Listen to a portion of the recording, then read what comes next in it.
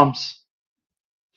Next up is the tight end position, and this is honestly, one of the hardest for me because there is so many wide receivers or so many tight ends, so many good tight ends that it was actually hard for me to come up with a top five.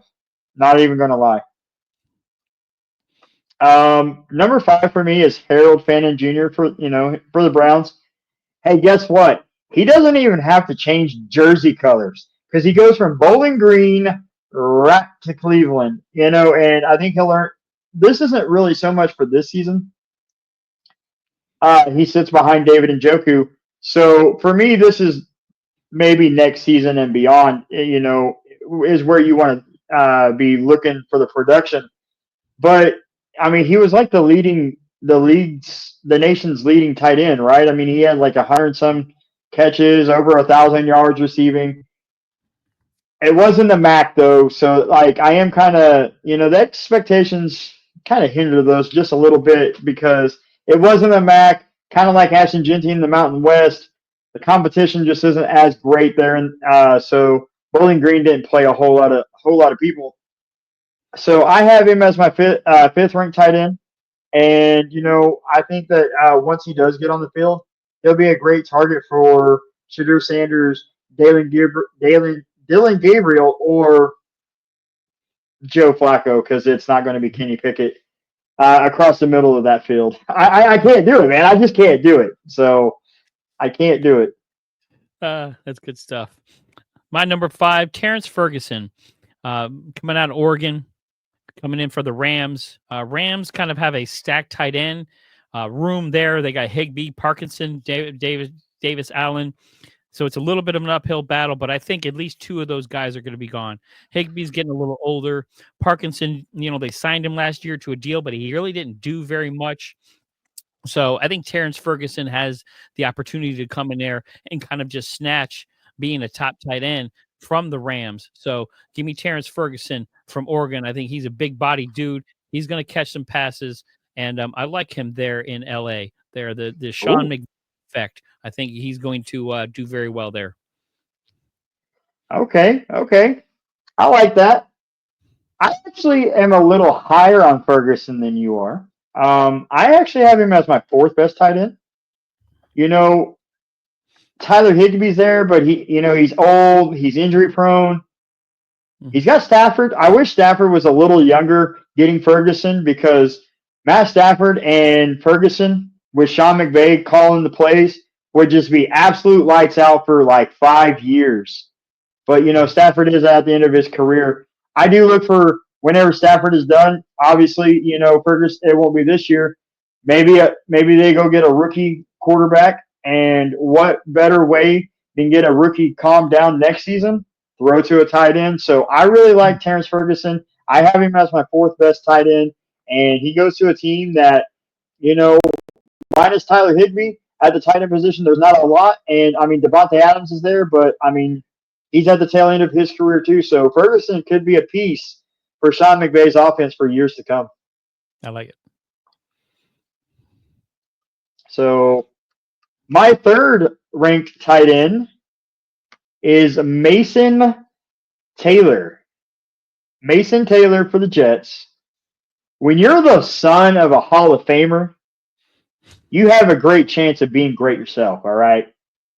He doesn't have he's another tight end that doesn't have a whole lot in terms of targets. The Jets have Garrett Wilson, and I know they drafted Arian Smith in the 4th round, but he has a history of drops. The Jets don't really have another tight end, I don't think. So Mason Taylor has a chance to come in early and be a playmaker for Justin Fields. And I like him even – I would like him even if Justin Fields wasn't the quarterback, but I think this is going to be the kind of player that Justin Fields needs as he's scrambling out of the pocket. Maybe Mason Taylor is running like an out route, and he can just real quick and easy right to him. So – Gotcha. I'm going to let me throw my fourth out there real quick because I didn't get to throw that out there, but I had Elijah.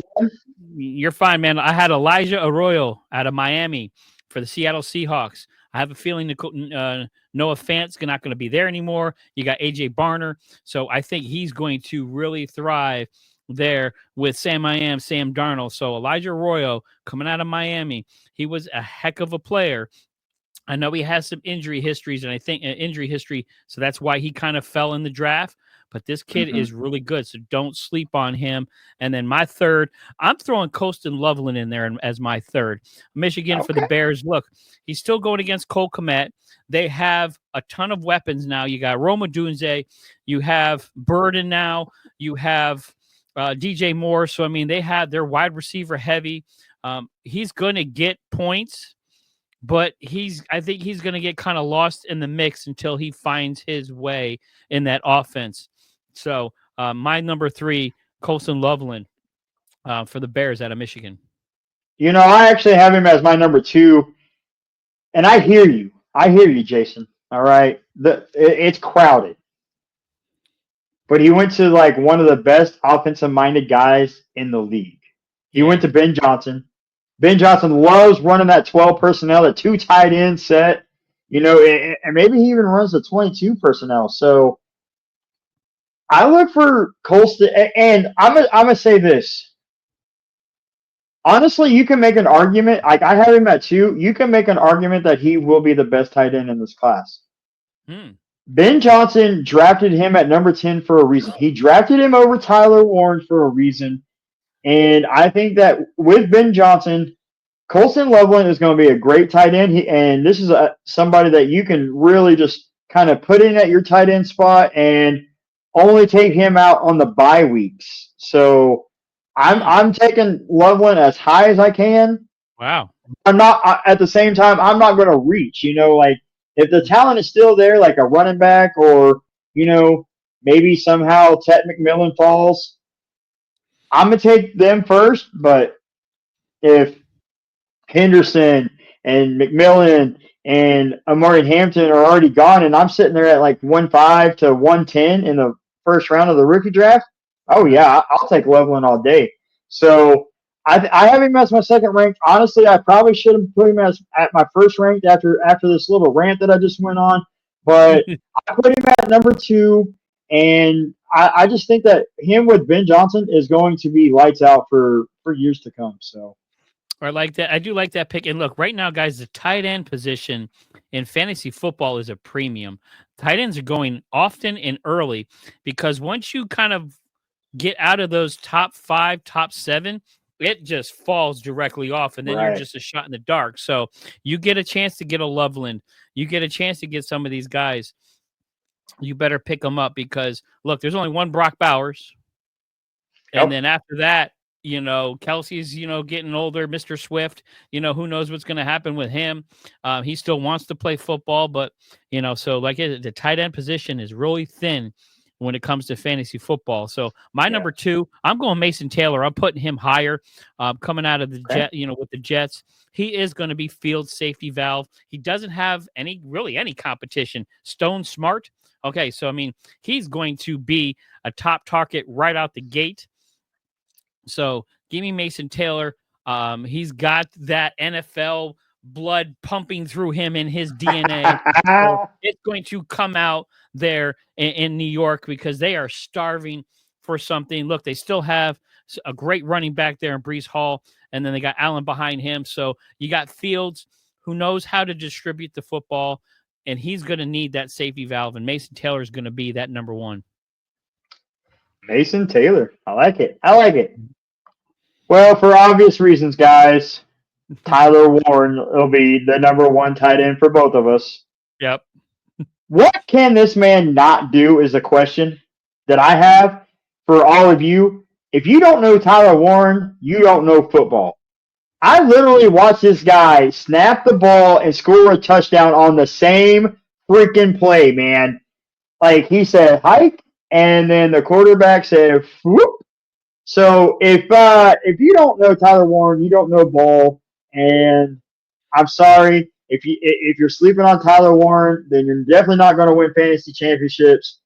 Nope. The guy can do it all. He goes to the Colts at 14. The Colts took him at 14. there's not a lot of competition in terms of tight end there. And honestly, whether it's Anthony Richardson or Danny Dimes or whoever they draft, I think they drafted Curtis Rourke. Whoever the quarterback is, they're going to be looking for a big body tight end, and Tyler Warren is that, and he can really stretch the field. He could even line up as wide receiver if you need him to. So Tyler Warren, no shot there. He's the number one for me. He's my number one too.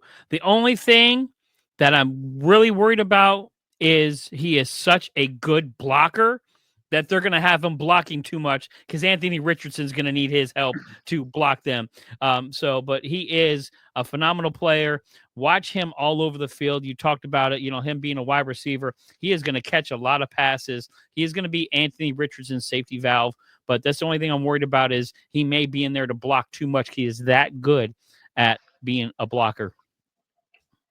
That is true. That is true. And when you are a blocking tight end, you do get that task of staying back to block more often than you need to. So that could hurt the fantasy side, but for obvious reason, he is both of just a little.